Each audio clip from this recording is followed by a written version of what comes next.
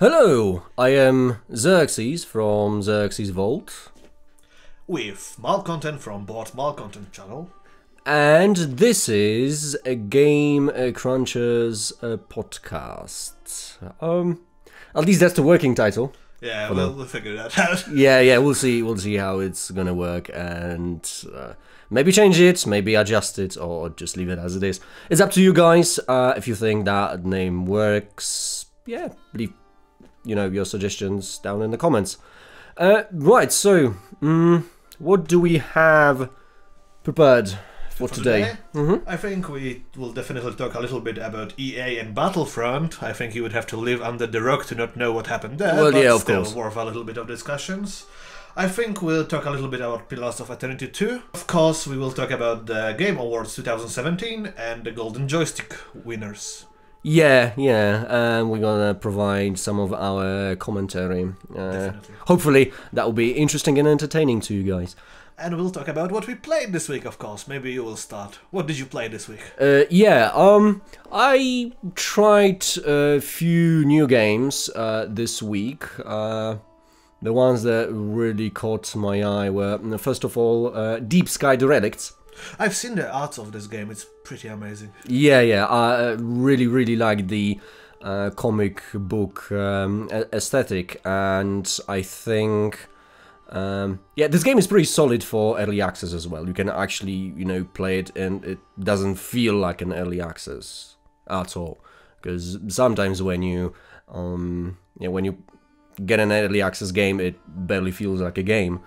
But this is really solid. It's pretty much the same level like, let's say, Oxygen Not Included. It's like you can get it and you can play it and you can enjoy it, and you won't experience a bug or a glitch. Well, I have not experienced one yet. Yeah. I just wanted to say that I haven't played personally, but I've seen from comments, at least on your videos, that there is lack of tutorial. No, that was a different game. But yeah, my bad, sorry. yeah. There isn't one, that's for sure. But to be honest, the game is not very difficult to get into. I mean, you do have to pay attention to what you're doing, because it actually reminds me of Darkest Dungeon in terms of gameplay and maybe difficulty. It's obviously not as hardcore, but well, it's a roguelike, so you know what you can expect from this game. I mean, I'm hoping that it's just gonna go the route that Darkest Dungeon went and get good early access released later, because what did the Darkest Dungeon so good was pretty decent development during the early access progress. It wasn't felt like it was stale at any point. It just constantly got upgrades and new patches, new content, and not to mention I think 2 expansions now even.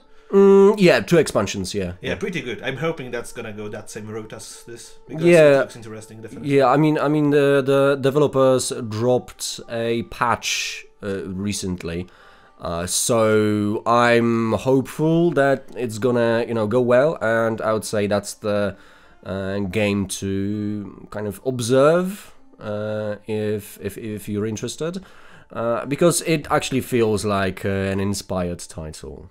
Does it have progression system of any kind, RPG-like or something? Yeah, it's basically it has the elements of an RPG experience, etc., etc. You build a team, and actually the game has like a deck building mechanic put into it, and it's actually the same. Another thing that got me interested, not only the art style, but you obviously know I am a board gamer, and any kind of digital board game will kind of sort of suck me in. Yeah. So yeah, that's what got me interested as well. So basically, you collect different equipment, you scavenge, because the game is about visiting a space wrecks and just taking whatever's not bolted shut or completely bolted into the spaceship, so you can take it with you and sell it. And you find a lot of equipment, and every piece of equipment gives you cards to your deck that you later use in a battle. So basically you construct your team, you get different items, and each item gives you a certain amount of cards, be it utility, healing, offensive, defensive, etc., etc. You know, Okay. the whole shebang.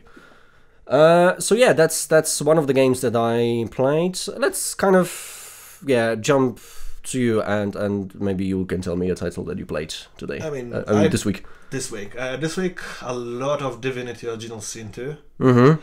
I'm making videos, so I put a lot of hours in it. I mean, I put a lot of hours before, straight after the release of the game, because I love the series. Mm-hmm. Even despite I haven't played much of the one or any previous game, but I loved the idea for the world, and I decided to give a try fully. And I definitely love the old RPG feeling in this game, especially the dialogues and multiple choices and the freedom in the game. It feels like, even despite this being isometric, I mean fully 3D but isometric, it's really interesting to see how much of freedom you can do in the game. It feels more open even than Skyrim, which was king of the open games for kings of the open free games. Apparently, for some at least. Yeah. I mean, Witcher, completely different game type, like I mentioned many times before, but it's still very good. I would put it equal to a Witcher, or even maybe better, depends on what you look into the game. If you like action, go with Witcher. If you like tactical combat, go with Divinity. You won't. I think that's a good comparison. Yeah. I mean, the fights are really fun, and also like I'm playing on medium difficulty, which is called classic, more or less. It's supposed to be balanced. You're not supposed to be getting frustrated with combat, and you shouldn't be like lowering difficulty in the desperation when you're starting to hit wall with your head. Yeah. Well, I mean, I haven't played the game myself, but I've seen some Let's Plays, and I've seen what the game is capable of, and the amount of freedom that you've got, even in combat. Yeah, even in combat, especially in combat. Also, like the elemental combination, which were in previous game as well, but they are a little bit more in depth this time. They added some new combinations and stuff like that. But what completely threw me off was like you can use the combination outside of the combat. For example, if you want to steal something, because you know, of course, you can steal everything, literally. And if you don't want to be seen while doing that, you can cast combination that will create mists, which gives you basically invisibility in the game. And it also has the Game Master, or the RPG kind of RPG. The Game Master RPG, mode. Paper RPG style a little bit. GM mode. To be honest, I sadly haven't had an opportunity to try it yet. I'm really looking forward. It would be amazing evening to just get a few guys and play a game and adventure like that. It would be basically improved paper RPG session. I wouldn't call it improved, because I'm more of an old school person. Improved. Yeah. But maybe we'll get a couple of people and play it. Yeah. I mean, each of us have to get the game though. That's not a problem. I mean, for the amount of hours you can get it from the game, definitely. For the price, definitely. I put, just to put a number on it, I put total 40 hours in the game so far. I think a little bit over now, and I barely think I scratched the surface of the game still. I don't know if the game is even split to acts or no. I don't remember any kind of writing like Act 2 or anything like that. I know that I'm on the second big location after the first island getting dropped off, and that's it. And what is kind of crazy about this game is, even despite being completely new universum, like completely new world, which I haven't really been familiar with, it never felt overwhelmed with the amount of story or lore you have to assimilate. It was really fluid. It was purely nice paced as well. So yeah, that's really important in an RPG. Okay, so we're gonna move back to me now then. Another game that I tried this week was Tower 57. It's a SNES era retro twin stick shooter. Not mine either, but I actually enjoyed it. Well, to be honest, I played some of those games when I had my Super Nintendo console, and I can't remember any titles at this point, but I remember playing some of them, and this game kind of brought some nostalgia. into me, and it has a really cool setting as well. It's basically a diesel punk dystopian world, much like BioShock. Oh, nice. So, yeah, if you like pixel art, if you like twin-stick shooters that are actually really well made, that sort of are, I wouldn't say they're focused, but they've got a strong co-op element as well, so you can play cooperatively, you don't have to play on your own. So if that's your game, yeah, definitely check it out. I'm gonna play it more, you know, when I have a chance and see what it has to offer. It kind of reminds me of Enter the Gungeon, but not being a roguelike, because it's like a fixed sort of scripted game. It's not basically procedurally generated. But difficulties of the roguelike or a little bit more forgiving? It's more forgiving. It's not supposed to be a roguelike, so you don't have, you know, difficult encounters. Obviously, the difficulty will increase as you go along, but it's not supposed to be a roguelike. It doesn't play like a roguelike, so it doesn't have the difficulty of a roguelike, definitely. So yeah, there's that. What about you? I think I will have to admit to my a little bit sinful game, aka Assassin's Creed Origins. Why sinful? I heard mean, it's quite good. Yeah, it's definitely not as bad as you would expect from the Assassin's Creed series. Yeah, that's a good way of putting it. Yeah, like, I definitely like a lot of changes. I think the year of break from doing the game made tremendous changes in the game for the good. And I think it's worth picking up if you like the AAA titles, that kind. It's open world, full exploration, full quest, really. I remember reading an interview with one of the devs back a few months ago when the game was still in development, and they were saying that they're trying to go with the quest in style of the Witcher 3 series. Yeah, I mean, Witcher inspired a lot of games, so it doesn't surprise me. I mean, I understand what they meant by that. I hardly can see that in the game, but definitely they improved the side quests. It no longer feels like fetch some shitty objective 20 meters away, kill someone random. You just feel like it's actually part of the story, extended part of the story, optional part of the story, but still part of the story. So you don't have as much busy work as... No, it's... I mean, it's, first of all, it's all optional, of course. You can skip most of the shit. Well, yes, so is the busy work in any other open world game, yeah? Yeah, of course. I mean, certain things have to be done to just level accordingly to the zone you are in, because they also did that, so nothing...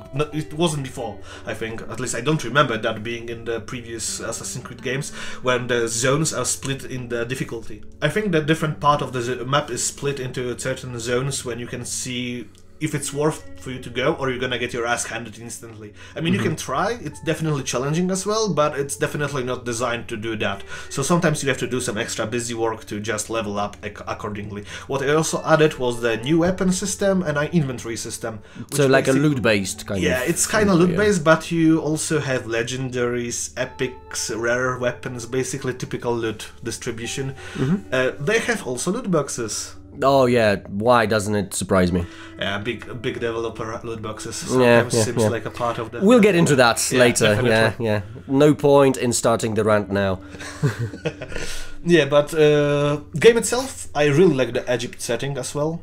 It's really fresh, I definitely would agree. So if you wonder, I think it's worth checking out. Yeah, I might give it a go at some point then. Right, one more title for me, another thing that I played. It was quite a surprise, a fairly pleasant surprise, and that was Hyaki Castle. Old school dungeon crawler, like, let's say, Wizardry, Might and Magic, and obviously more recent Legend of Grimrock. But this one is set in sort of a Japanese fantasy or Japanese folklore kind of, world, and you have creatures and characters from Japanese stories, effectively. Aside from that, the one interesting change in mechanics or in the formula of Dungeon Crawler is that you can split your team. I've seen that in your videos. It was really unique looking, definitely. Yeah, and it opens up a lot of potential to different strategies and puzzle solving. But I don't know if it's going to carry the game, if that's enough.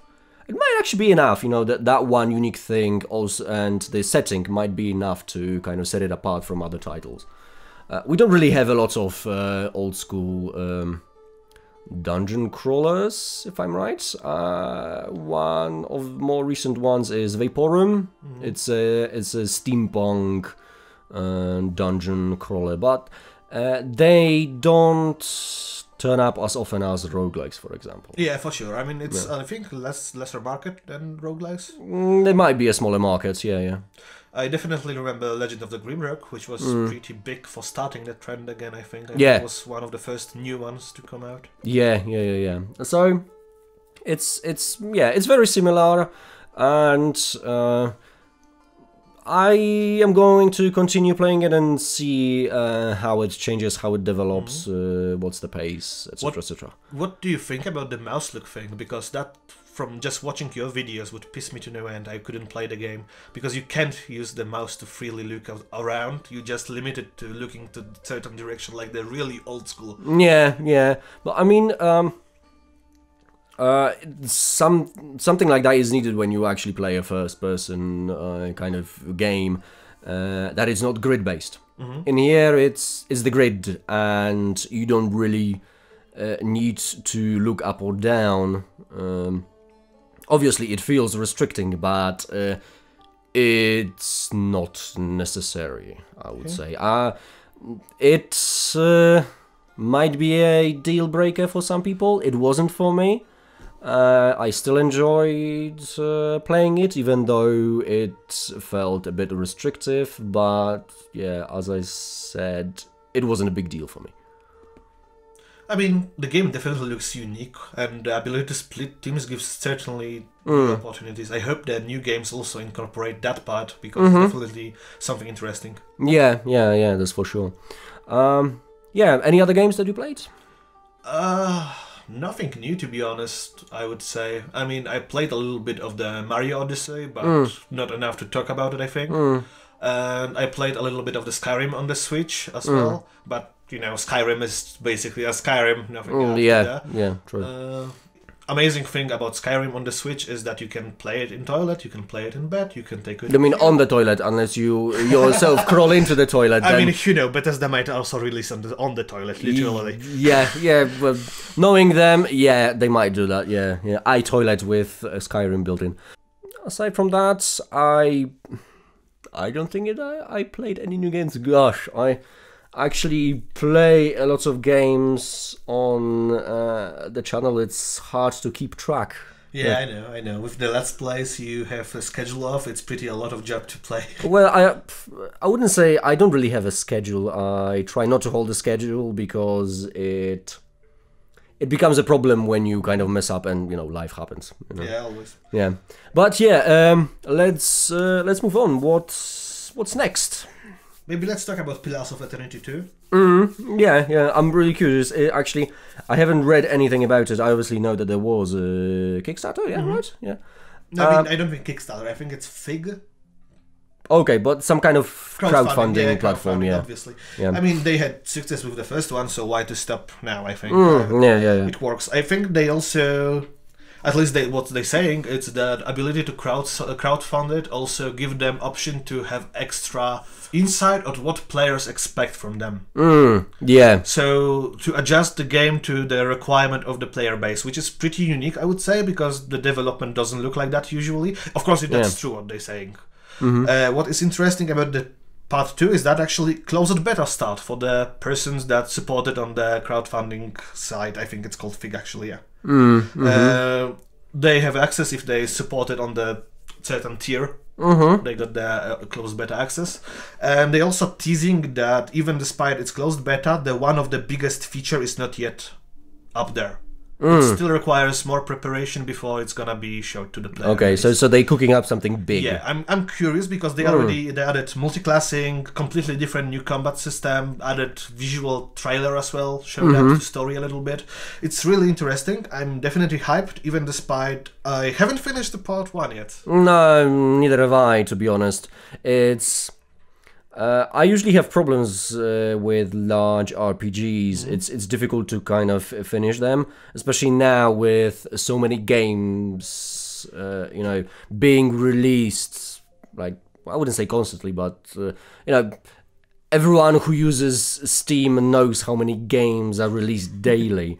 Most of them are, you know, shovelware and asset flippers. Yeah, obviously. Yeah, and low quality games, but sometimes when you sieve through all that, you can find some really decent and inspired titles. But yeah, playing like a full-fledged old school RPG nowadays is difficult. Yeah, it takes a lot of your time. It's basically this of Heroin. It's basically the same choice. Yeah. Both will take your life away. Yeah. Hard not to agree with that, but let's not dwell on it. Let's move on. So, do they have a release date for it? Yeah, I don't think yet, at least. I think they're gonna be deciding on that depending on the feedback from the players and what extra features coming. Who knows? Yeah. I'm definitely looking up on it with hope in my eyes, because definitely one of the classic RPGs that's still on the market and doing pretty well. Yeah, it's good to see the return of those. Yeah, you know, definitely. Yeah, old school sort of Baldur's Gate inspired titles. Yeah. And let's hope for no loot boxes. I doubt it. I doubt it. It's not that kind of publisher that would do it. If we already started with the loot boxes, I think we maybe could move on to that. Yeah, let's just get it out. Yeah, let's get it out of the way. Yeah, I think everyone knows more or less what happened with Battlefront, but I will do a really quick summary of it. Yeah. Basically, Battlefront 2, new Star Wars franchise game, which is supposed to not have paid DLCs. That was the big marketing spiel on the release and the E3 trailers. Apparently have tons of loot boxes. Wow, who would expect from EA? Yes, indeed. Well, I mean, we obviously need to mention that it's a $60 or €60, for example. If you knew, I think it's $80 in the US. Yeah, but we're talking about the bare bones versions. Yeah. Bare bones version is, I believe, $60 or €60 because you know. Those prices aren't region friendly. Yeah, it's not free to play in game, despite what it looks like sometimes. Exactly, and it's also pay to win. From what they give for the EA Origin, I think, subscribers early access. You could play 10 hours before the release, and also obviously the reviewers got the keys to check the game. And there was one big change between the reviewers version of the game and the preview version of the game. What was it? The biggest characters in the franchise, aka Luke and Darth Vader, require on the reviewer code 10,000 credits to unlock. But in the preview version, it required 60,000 credits to unlock. Okay, so how does it translate into hours of grading? Yeah, basically, first of all, the credits are rewarded from the length of the match, from the length of the play. It doesn't matter if you're first on the team or if you AFK for the whole game in the back of the corner. You're getting the same amount of credits. Yeah. It's hard to say how much hours perfectly to unlock this one character, but someone did a little bit more math for when it comes to unlock everything else as well. And to unlock everything else is 4,528 hours. Oh yeah. So it's 8 hours for you daily for a year and a half. Or you can buy loot boxes to unlock the same content.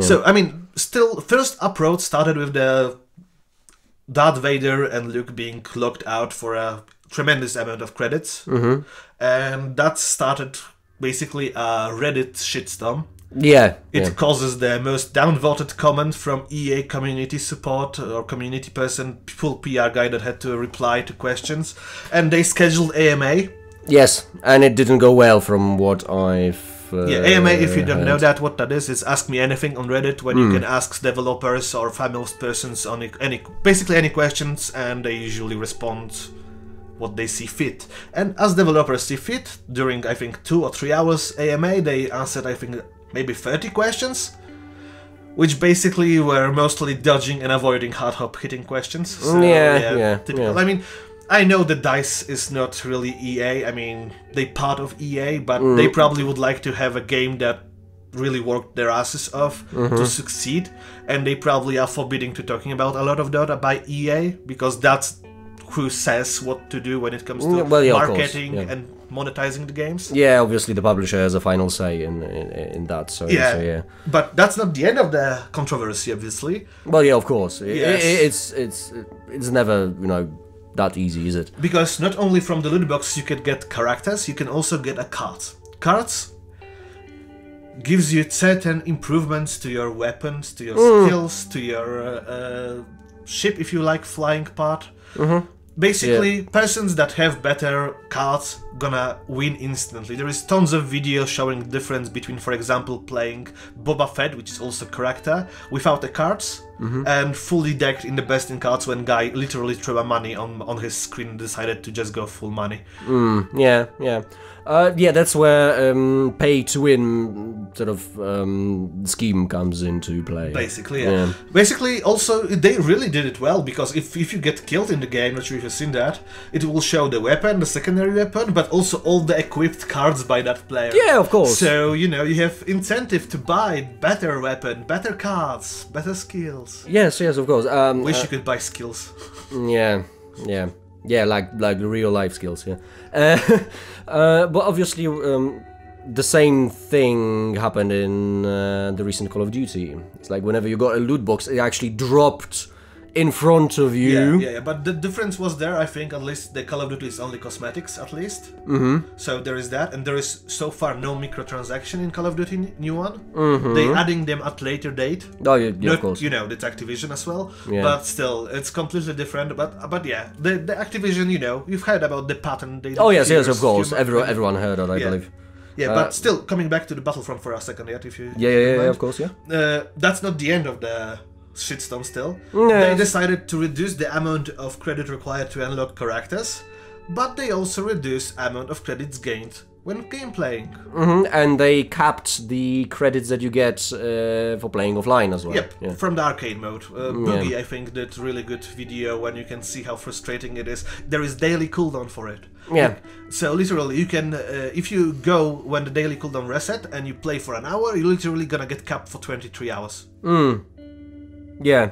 So that's really nice, EA. Really nice. I mean, obviously, there was a boycott that happened recently, and a lot of people actually wanted their game refunded, and that actually forced EA to sort of stop doing microtransactions temporarily. Oh, that's not even... I mean, you're partially right, but they're also a little bit more shady. At some point, they removed a button from your internet account from EA that you could just click and refund the game. They removed that as well. Yes, but that was due to some kind of technical change, I believe. That's what they're saying. Yeah, but actually...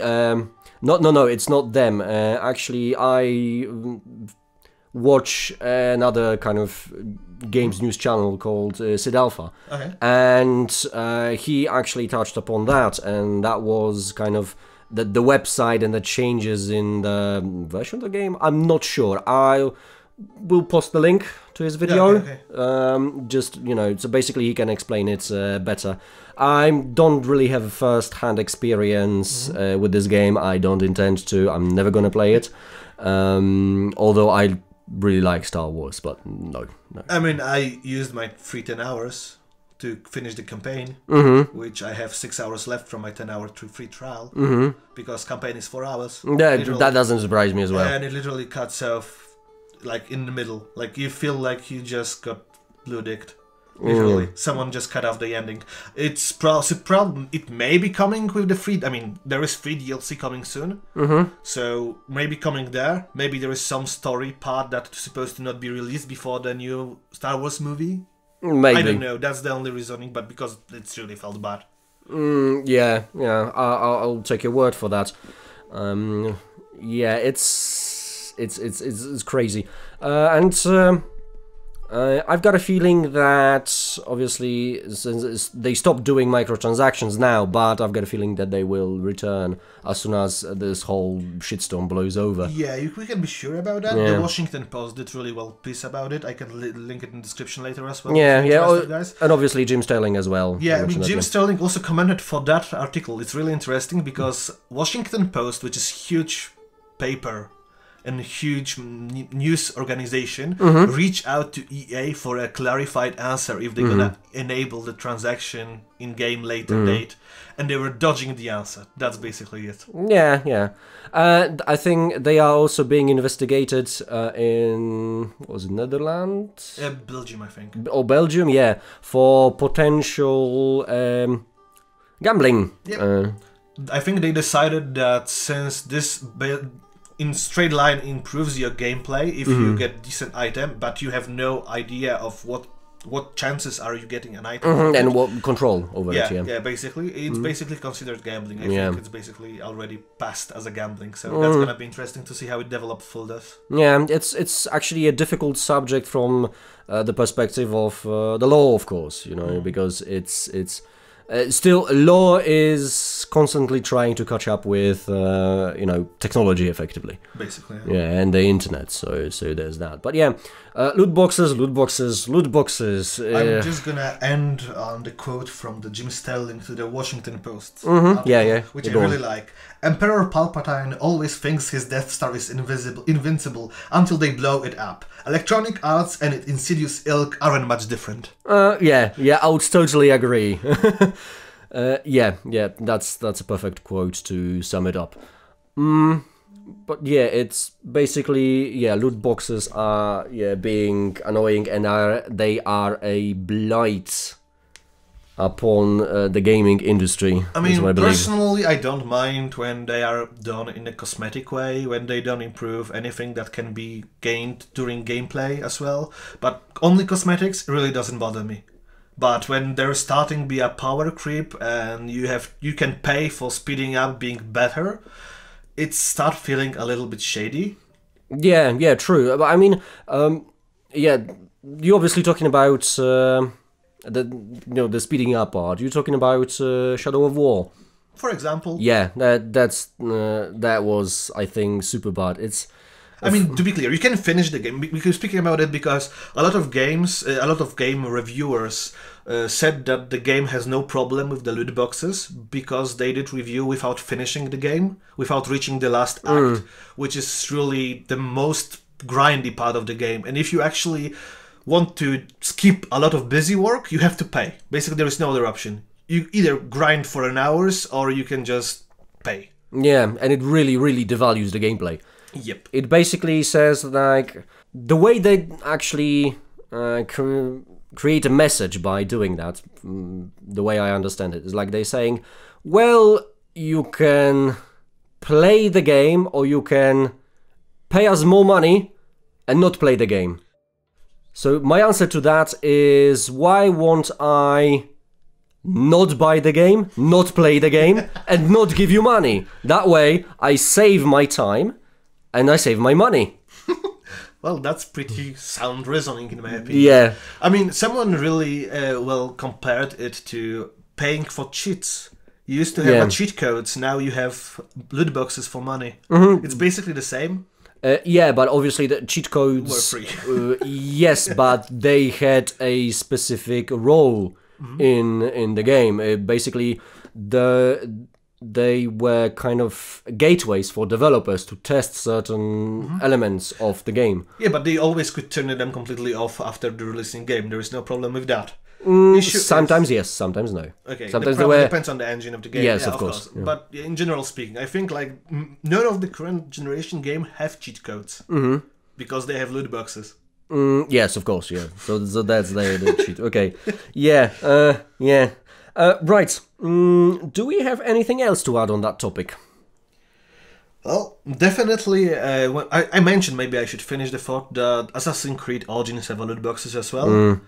And to be honest, I think they are least bad from all of those who we mentioned tonight. Oh yeah, it's like choosing the lesser evil. Yeah, I'm not sure I'm really happy about that, to be honest.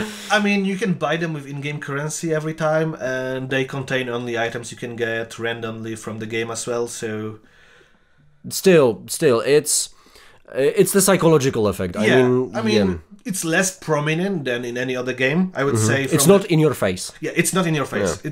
It's optional. Also, you get 1 loot box per day free, because you can do quest in-game, which is usually pretty neat quest, and you get the free loot box basically for it. So it's not completely really annoying. I mean, I'm not saying that it's good to have loot boxes. I prefer it wouldn't. But definitely compared to Battlefront or Shadow of War, it's lesser of problem, like lesser of the evil, definitely. Yeah, but still, it doesn't fix the whole problem. A little bit from the still same topic, do you think we will see AAA games next year without loot boxes? Yes. There is certainly one. I don't know if well, I suppose... can we call Focus Home Interactive a AAA publisher? I don't know the developers from the. Oh, really? Okay. What did they release? They released. Oh man, it's like don't trap me like that. I'm really bad with names, and it's really hard for me to kind of remember titles and remember publishers. Oh man, we would have to check online. You're online now, yes? Yeah. You say.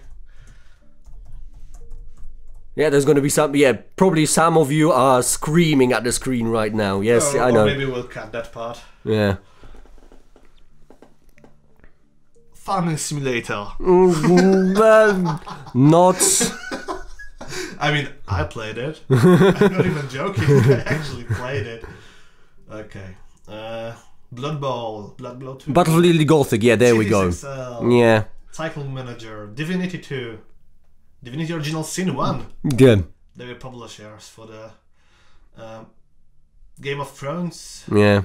Pro Cycling Manager. Let's see from the what their last release they have. Yeah, I mean, yeah, Call of Cthulhu, the official video. Yeah, that's what I'm looking forward to. Yeah. Styx, The Search, Vampire, yeah, that's Armada, yeah. Farming Simulator. Space Hulk Deathwing. Yeah, that wasn't amazing. Technomancer wasn't amazing either. So they are a bit hit and miss, I would say. But the game in question is Vampire or Vampire. I don't know how to pronounce it. It certainly has a sort of a AAA quality to it, and it's going to be a complete game. No DLCs. No loot boxes, no microtransactions, just a complete Let me rephrase the question. Yeah. Then. Do you think that EA, Ubisoft, or Activision will release a game without loot boxes in the next year? Yeah, when pigs fly. I think they might cut out a little bit, like because of the shitstorm. Yeah, I've got a little bit limited at least. Yeah, I've got a feeling that this year was a testing ground, and a lot of sort of reviewers or commentators mentioned that it's a testing year. So they are testing the ground, seeing how far they can push the bullshit. Yeah, of course. I mean, definitely at some point it would definitely be too much for everyone. For me, Battlefront is definitely too much. I was really looking forward for the Star Wars game. I really like the IP.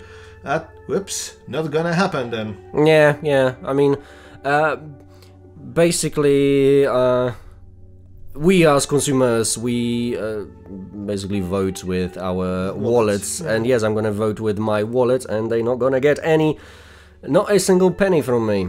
Also, tons of negative publishings from everyone, which I'm hoping. Yeah, but I've got a feeling that they've got a department that is specifically focused on damage control, so they I think they used to that at some point. But yeah, we'll see. I'm gonna observe. I'd rather be kind of bit pessimistic, because if I am, Positively surprised? Yes, I'll be positively surprised later. Not disappointed. Not disappointed, yeah. It's like, oh yeah, that's the bullshit I expected, or that's a nice change, you know? That's Yeah. I mean, I was positively surprised by new Assassin's Creed just the same way. I was expecting shit show and terrible game. Yeah, I mean, I think Jim Sterling was quite fairly positive about this game. I think a lot of reviews actually got pretty high score. Except the ship glitch. I don't know if you experienced that. Oh yeah, Flying ships, yeah. I mean, it's good throwback from the Black Flag day from Assassin's Creed, so I'm feeling like this was my favorite previous Assassin's Creed game. So. Okay. I mean, I think it's even the same developer studio, so I guess they like flying ships, basically. No, maybe that's sort of the hidden dream they want to make Assassin's Creed game with flying ships, maybe sci-fi or something. I would really look forward to a sci-fi themed Assassin's Creed game. I was really looking to something like that. Yeah, imagine, you go into Animus and you go to the future, not the past. That would be quite crazy, wouldn't it? Quite interesting. Yeah, we'll take 5% of your earnings for that idea. 10. Okay. Right, yeah, let's move on. Should we talk about the Game Awards 2017 nominees then? Yeah, I think it's a good idea. We can kind of comment on that, sort of the best to our knowledge. Don't use all the categories, maybe. There is tons of lesser ones. We just focus on the few mains, maybe. Yeah, we focus on the ones that are particularly interesting to us. So let's start with the big title, Game of the Year.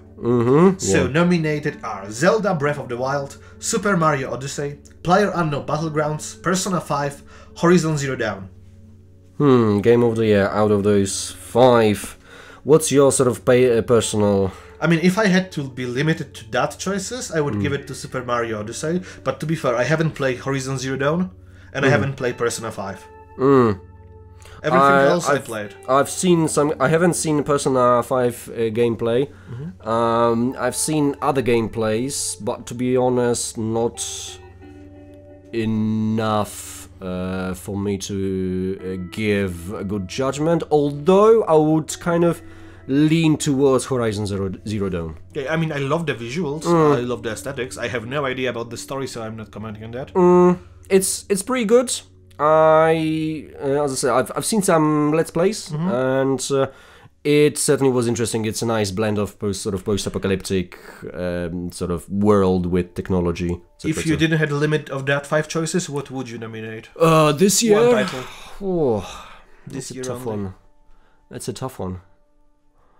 Because to be honest, I actually focused on indie games, but I mean, it can be indie game. It can be an indie game. Whatever was the game of year for you?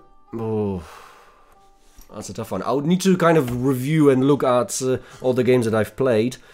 I would probably, I don't know if it would be my game of the year, but I would probably add it to the list. That's Prey. Prey, pretty interesting choice. Yes. But I am a fan of sci-fi horror, so it's entirely, subjective. But to be honest, it's really, really hard to decide. Only if you could dominate this year's System Shock 2, eh?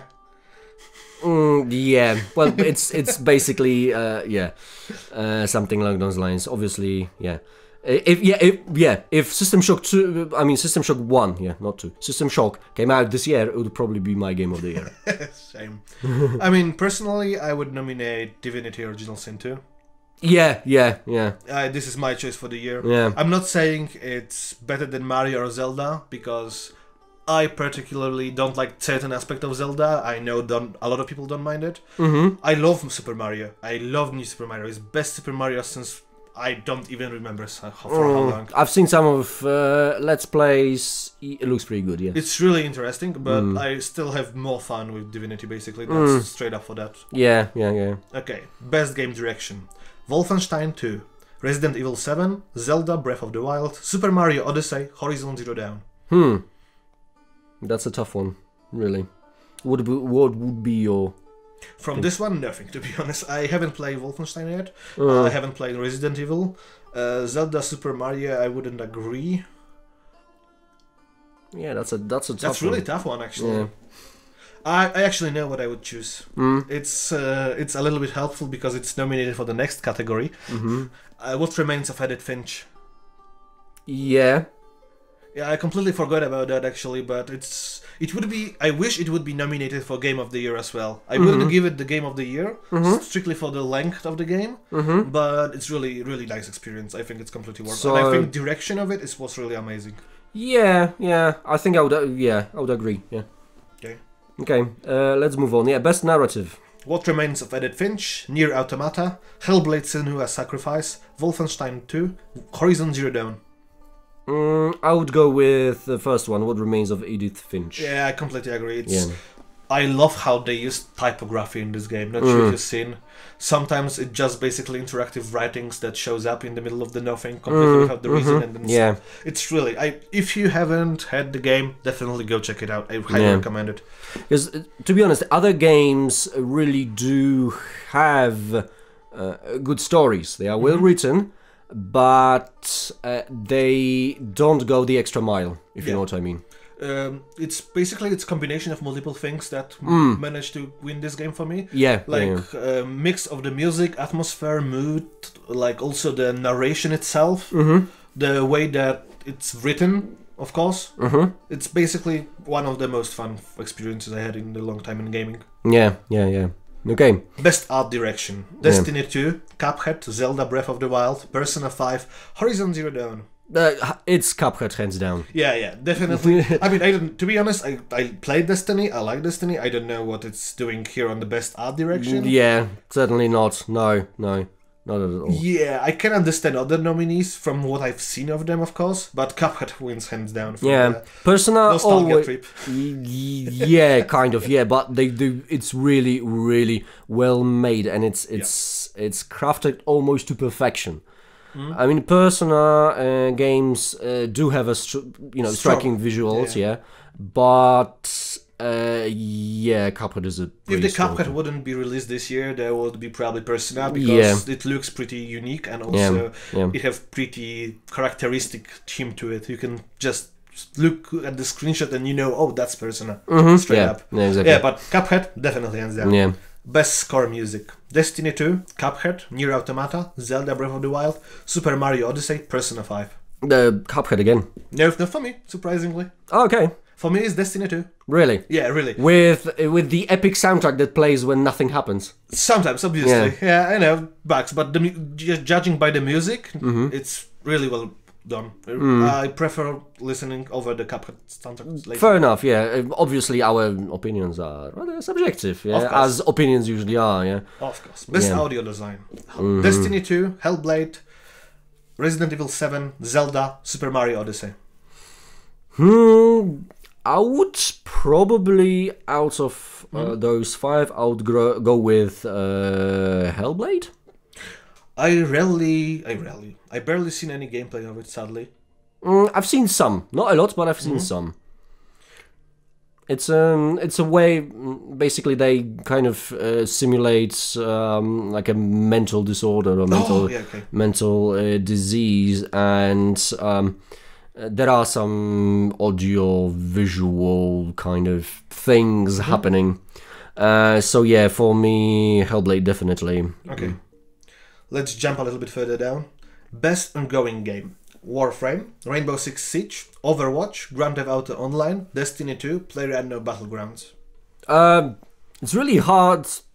There's one position in here that I don't understand. Destiny 2. It's not ongoing. It's a game that has been released, this year? Yeah, but it's basically, its multiplayer is supposed to be constant grind. Well, yeah, of just course. Like GTA Online. Yeah.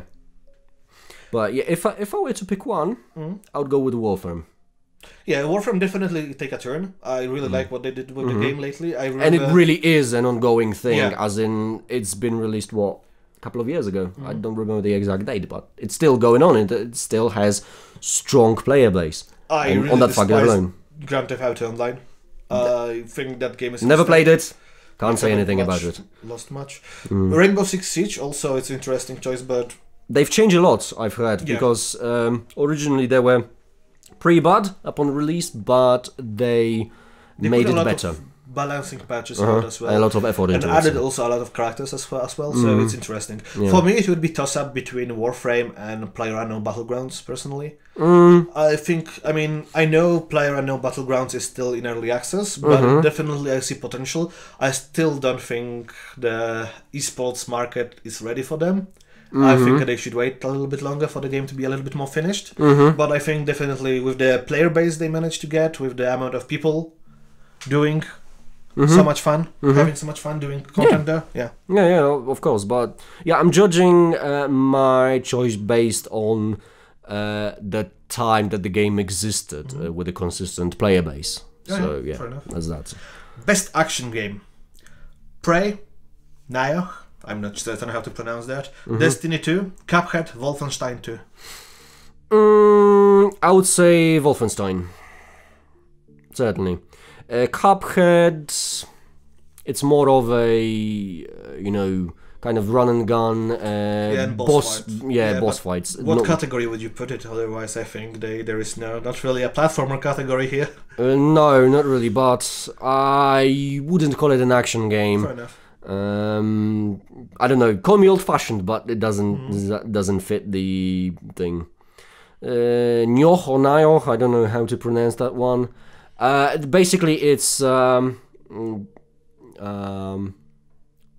Souls. Well, I wouldn't call it a clone because clone is a bad thing to say, but it's a Dark Souls game or Dark Souls genre. Wasn't it a pretty controversial plot as well? At the beginning, I don't know. I know that it had some mixed reviews on Steam at the beginning, but now it looks a lot better. So. I know one of the recent ports from the Japanese market was completely without support for the mouse. Yeah, it kind of doesn't surprise me because... I don't know if it was Nioh or some other thing, to be clear, well, certainly Souls games don't really have a good keyboard and mouse support. Yep, definitely. Best action adventure game: Uncharted: The Lost Legacy, Assassin's Creed Origin, Zelda Breath of the Wild, Super Mario Odyssey, Horizon Zero Dawn. I would go with Horizon Zero Dawn. Okay. I mean, Uncharted was really, really good. I haven't played it myself yet again. I watched Let's Play and I really liked it, but there was like nothing new. It was basically... like a couple of years ago you expected a certain level of role-playing game from BioWare. So it's the same with Naughty Dog. You expect a certain level of action-adventure game. And basically they delivered.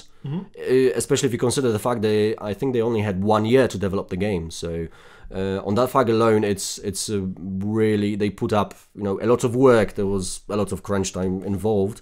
But it doesn't show anything new. It doesn't go, yet again, it doesn't go an extra mile. It's a really good game, but I believe there are some better things in there. Fair enough. I would be choosing Zelda, I think, this time for a change. With Assassin's Creed being really close behind, though. Definitely deserves. They did a lot of stuff right. I just don't like the weapon system. That's about it. Yeah, that's true. Best role-playing game: South Park, The Fractured But Whole, Final Fantasy 15, Divinity Original Sin 2, Nier Automata, Persona 5. I think we both agree on one. Divinity Original Sin? Yeah, of course. Yeah, there was only one nominee in this category. Yeah, it's hands down the best, The other games are pretty good, but they don't offer the amount of freedom. And that's what matters in RPG games. Yes, exactly. That's a very definition of a role-playing game. That's it. Nier is a tricky one because it's a bit of a blend of different... It switches between different types of games. So yeah. It's really hard to kind of pinpoint it to one specific genre. Let's move on. Best fighting game: Tekken 7, Nidhogg 2, Marvel vs. Capcom Infinite, Injustice 2, ARMS. I'd probably go with Nidhogg because I like the idea. Yeah. Straight up for the fun. Yeah, exactly. And there was some kind of... I'm not sure Tekken or Injustice, I haven't played it, it's just been released recently, but I think Marvel and Capcom Infinite had some strange things happening in the game, like, I think it had something to do with characters that they had. Okay. They had, like, for example, Bionic Commando and some other characters. I think they had the guy from Ghosts and Ghouls, you know, the old, really, really super hard game from NES. Jesus. Yeah, I think they had, yeah. And basically, a lot of battles looked extremely silly because of those characters. I mean, they had the guy from Resident Evil 5. Don't remember. Was it Chris Redfield? I think it was Chris Redfield, yeah. And apparently he sucked ass badly. Okay, yeah, let's move on. Best family games: Splatoon 2, Sonic Mania, Mario Rabbids Kingdom Battle, Mario Kart 8 Deluxe, Super Mario Odyssey. I'm not really the one to judge, to be honest. I don't play family games. Yeah, I don't play family games, but just try from the choice. Probably Mario Kart Deluxe. Probably, I would imagine it. I would imagine it would be the best party game. I'm thinking that way. Yeah. Mario Rabbids, I don't see it as a party game. Or, I mean, family game. Sorry, family game, on a party family game. Yeah. It's as well in the category we're gonna come to next. Best strategy game: XCOM 2: War of the Chosen, Tooth and Tail, Total War Warhammer 2, Halo Wars 2, Mario and Rabbids Kingdom Battle. To be honest, I don't know if that's gonna surprise you or not. I would go with Tooth and Tail. I'm not surprised. You always were the indie man. Yes, but the thing is, they kind of boil down the idea of strategy to a bare minimum, the bare basics, and they throw a wacky theme on top of it. Yeah. You know, something that reminds you of, you know, 1984, the book. Yeah. Is that the right title? I think that's the right title. Did I mention that I'm bad with names, titles, and other things? The right title. Yeah, okay, good. Oh my god, I embarrassed myself again. But yeah... I won't cut this one again. Yeah, again. Okay, good, yeah. I think I'm used to it now. Obviously getting it... Embarrassing myself, yeah. Yeah, let's move on. Tooth and Tail for me, for the, you know, the sole fact that they basics bare minimum of a strategy game, of RTS, really kind of into straight on approach, no turtling, very aggressive, a very good theme as well, although I couldn't get into the groove of this game. I got my ass handed to me several times and I eventually gave up. So there are only very, very few episodes on my channel, but I still think it's an awesome game. I mean, I loved the visuals. Yeah. I loved the theme, definitely. But because of that, what you said, that you get your ass handed to you, I know I would be really bad at it, so I'm not even tried. I just gave up on it straight up. So my personal nominee would be probably either Mario and Rabbids or XCOM. Well, which is basically almost the same thing with a different skin. Yeah, it's if you like gritty version or you like cute version. Yeah, I mean, XCOM, it was a great return a couple of years ago, and it's still going strong, and it's good, and I want to see it go. Continue. Yeah. Especially they added extra content that was completely free, which was huge, and now added extra expansion pack. Yeah. Amazing, really good. Yeah. That's true. That's, you know, something to look forward to. Best multiplayer now: Fortnite, Call of Duty World War 2, Splatoon, Mario Kart 8 Deluxe, Destiny 2, PlayerUnknown's Battlegrounds. I would probably go with PUBG. PUBG? Yeah, I think I had the most fun with it. I mean, I haven't tried Fortnite yet. I'm looking forward to it. It looks interesting, but you know, PUBG. Amount of frustration and amount of satisfaction you get when you win the game actually is really incomparable with any other multiplayer game I played. And also the thing is that PUBG was sort of the first proper game of its genre, so all the other games that will follow won't have the same impact, I believe. I don't think it was first, actually. I think H1Z1 had a mode that was the same. That's why I'm talking about full game, not full mod. Game. Okay. Yeah. Separate standalone game. Yeah. That's what I meant, yeah. Okay, best anticipated game: The Last of Us Part 2, Red Dead Redemption 2, Monster Hunter World, Marvel Spider-Man, God of War. Red Dead Redemption 2. Red Dead Redemption. Yeah. Please, Rockstar, don't fuck it up on PC, please. No, yeah, exactly. Right, let's move Best on. independent game: Pyre, Night in the Woods, Cuphead, What Remains of Edith Finch, Hellblade: Senua's Sacrifice.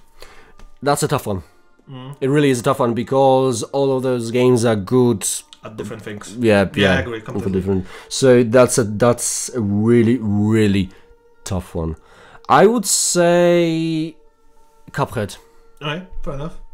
For various different reasons. Not only art style, not only music, but the amount of frustration that it gives. And to be honest, watching other people get frustrated by this game is extremely satisfying and extremely enjoyable to watch. Yeah, Call me sadistic, but I really enjoy watching. So when your Let's Play of it?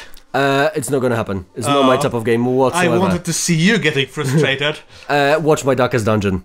I mean, Cuphead is a little bit quicker to watch. Yeah, true. But it's really sort of a Twitch-based game. I mean, you have to be twitching. I'm not talking about the platform, of course. So it's not my type of game. I would just get obliterated constantly. Welcome to the club. Yeah, so I like looking at this game from a distance. Probably through other people playing it. Yeah. Exactly the same. I think it's amazing, and I think it looks amazing, sounds amazing, but it's super extremely frustrating to play. For me, best independent game was What Remains of Edith Finch. There is no doubt about it. Yeah. I mean, Cuphead is pretty close, but just like you said, it's pretty good game, but it's not my cup of tea as well. No pun intended. Yeah. Definitely, I would be frustrated as hell playing it. But on the other hand, What Remains of Edith Finch basically kept me glued to the screen. I started playing, and I finished playing, and then I started doing other stuff. I just played it through once on my own. Yeah. I mean, it was a difficult choice, to be honest. What's next? Let's see. Best debut indie game. Yeah, there we go. Slime Rancher, Mr. Shifty, Hollow Knight, Golf Story, Cuphead. Will it be the same choice? Probably yes. Hollow Knight was quite interesting, so I'm a bit sort of torn between those two, Cuphead or Hollow Knight. So it's difficult to say. Hollow Knight is interesting for sure. Well, it's a Souls game effectively. Did you play Mr. Shifty? No, I didn't. It came out on Switch, but it was really badly optimized at start. I think I've heard they improved it, but I haven't played it, so I have no judge of it. But I really like Golf Story as well. It's Switch only, I think. I don't think it came out on PC. I'm not sure. That's probably why. You know, it's really interesting old school RPG as well, but basically like a little bit more team as JRPGs. Yes. And I think it's supposed to come out on PC as well. Nice. It looks like it has SNES graphics, kind of. Yeah, I've heard about it, and I think I heard Total Biscuit talk about it. Possible. It's RPG plus golf. Yeah, it sounds interesting. Why not? Yeah. But yeah, I'm basically making my sort of decisions or judgments based on the knowledge that I've got, and at this point, I'm torn between Hollow Knight and Cuphead. I think that's all from the... Yeah, there's best Chinese game. To be honest, the only game that from this group that I know is Icy, and I know is that Icy... You don't know Monument Valley? No, I don't think so.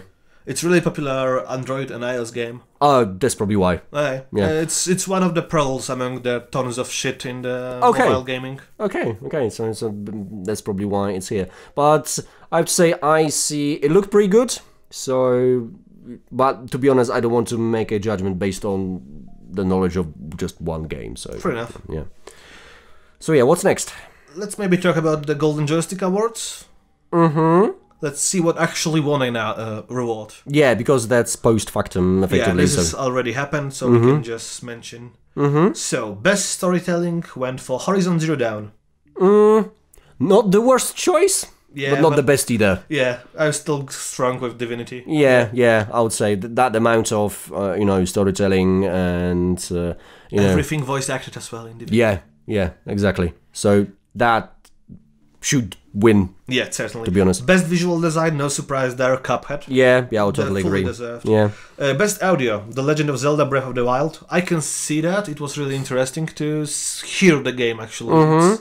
It was one of the first experiences on Switch for me, and it was interesting to see how beautiful the game looks on handheld, and also how well it sounded. So I can understand that. I'd imagine yeah, pretty good choice. Best indie game in collaboration with Square Enix, Friday the 13th of the game. Yeah, that's that's all I've got to say. Silence for that. Yeah. I think that John Bain even mentioned something on Twitter that they're not eligible for the Best Indie Award. I'm not sure how true that is, but it was interesting to see. But if you were to choose one, that's indie game. Yeah. If you were to choose one, what would you go with? What remains of Edit Finch? Okay. Yeah. I mean, I can choose. That was a rhetorical question. I mean, the second would be Cuphead still. I think. Yeah. Let's see what's next. Best multiplayer game, PlayerUnknown Battlegrounds. Yeah, no surprise there. I'll probably choose. Numbers said for itself, I think. For the game. Yeah. Studio of the Year, Nintendo. No. I mean, just saying from the game developing point, they deserve the award. They put 2 game titles that can be Game of the Year. I suppose, yeah. Still, they're not kind of friendly developer. Yeah, I mean, depends. I think the Nintendo US have a little bit different policy than Nintendo Japan, which is big change as well. And I'm not saying that what they're doing is fair, especially to the content creators, but I think we have to separate good game developers from being shitty in PR, because game studio. Yeah. I would say they deserve the name for the Nintendo Switch as a console, and as well for the Zelda and a fucking Super Mario. Well, yeah, if you put it that way, then yes, I would agree. Still, Nintendo, get your shit together. Maybe we'll see that happen sometime. Yeah, because of me, for sure. Best VR game.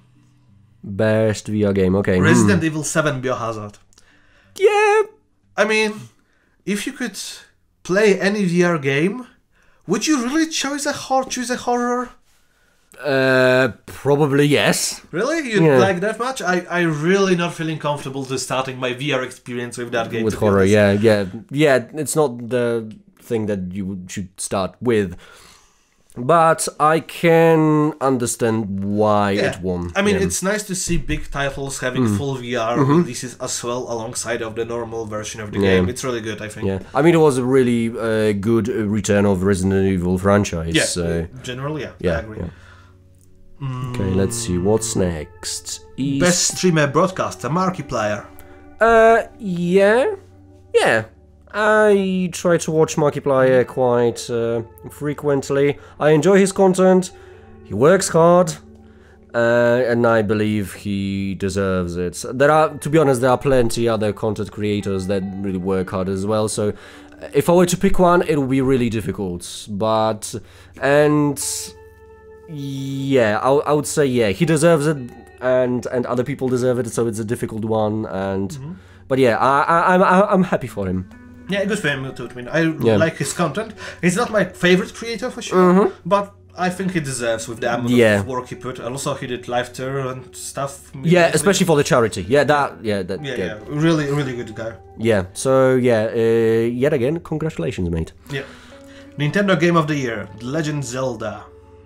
Breath of the Wild. Yeah. I mean, I think it's really close between Super Mario and Zelda. For me, it would be Super Mario. I completely understand the Zelda though as well. PlayStation Game of the Year: Horizon Zero Dawn. Yeah. No surprise here. Yeah, and I would agree as well. Xbox Game of the Year: Cuphead. When the indie game wins the Game of the Year and as your console, it's kinda disappointing. It shows. Yeah, it shows. Still, yeah. PC Game of the Year: PlayerUnknown Battlegrounds. No. No, God, no.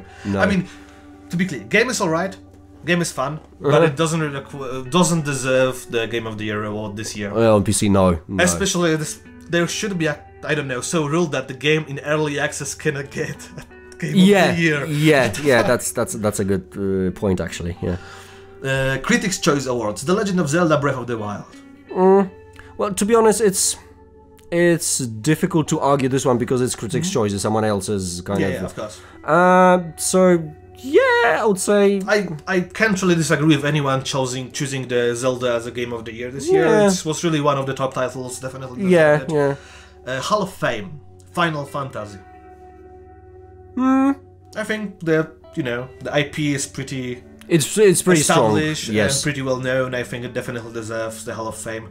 Most Wanted Award, The Last of Us Part 2.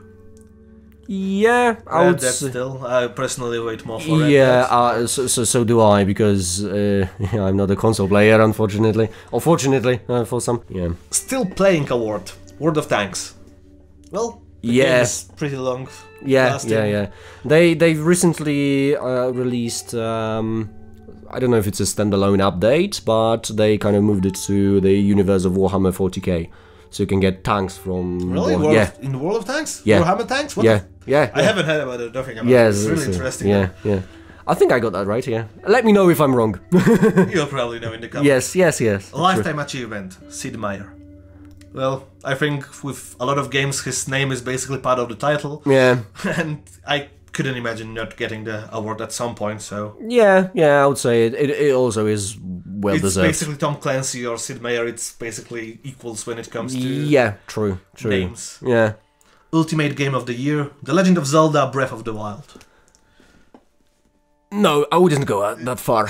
I know that Same here. I know it's a very good game, but not the ultimate game of the year. I think Divinity 2 deserves all the praise it's getting from me, and I think it deserves the Game of the Year award. Yeah. Maybe there is something else we haven't played which is equally good, but I think from what I experienced this year, Divinity is my favorite.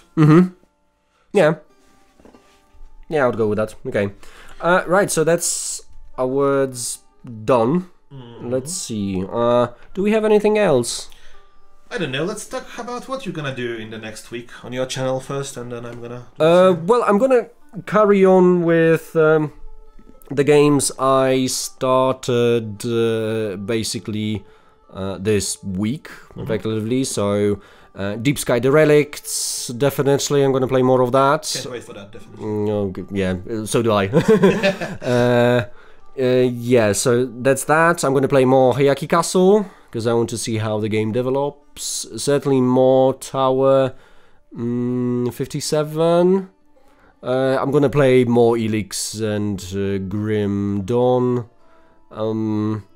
Certainly more Oxygen Not Included. I want to see if I can get to the new content from the new upgrade. Anything else? If something pops up, I will probably play it. I might have something new for this week. I'm not sure.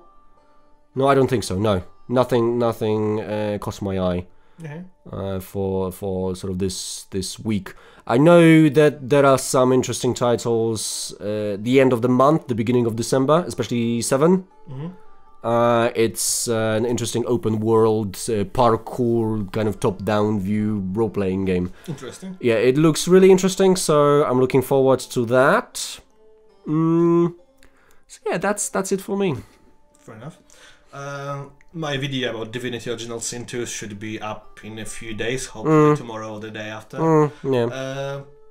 I'm not sure what's gonna be next. Maybe something new, maybe something old.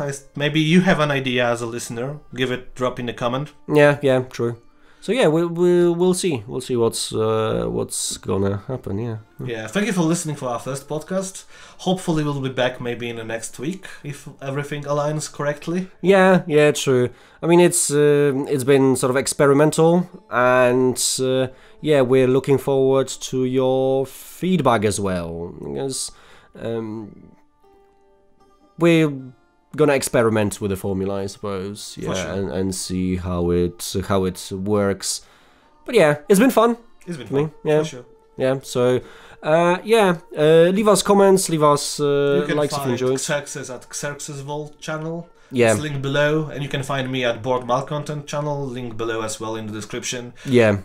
We're gonna post this video in both our channels as well. Yeah, exactly. And I'm gonna link to the channel of the the other person. To the Malcontent. Yes. So you're really terrible with names, dude. Yeah, I know. So yeah, I'm gonna post the link to Board Malcontent channel, and he's gonna post the link to mine. Exactly. Xerxes is doing mostly Let's Plays video. Yeah. I'm doing kind of early impressions videos. If you're interested in any of that, subscribe to both of us. Yeah. And have a eventful evening or morning, whenever you're watching it. Yes, yes, have a good day, and we shall see you soon. Very soon.